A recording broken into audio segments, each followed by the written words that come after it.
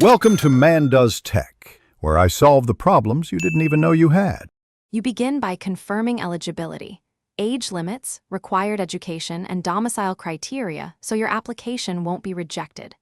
Once done, scan and name files for photo, signature, ID proof, and certificates. Keep sizes per instructions. Create a dedicated email and mobile number for OTPs and password recovery, and set a secure password. This saves time during form entry and payment. Make sure to note deadlines and notification channels so you don't miss the window to apply. You now fill the application fields carefully. Enter names, dates, and certificate details exactly as on your ID because mismatches cause rejections.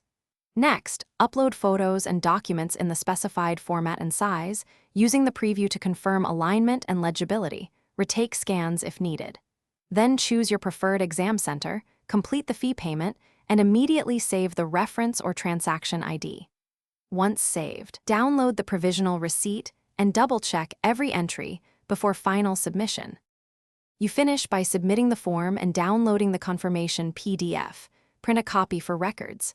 After submission, monitor your application status through your login and watch for email and SMS updates about admit cards. If you do not receive confirmation or an error occurs, stay calm.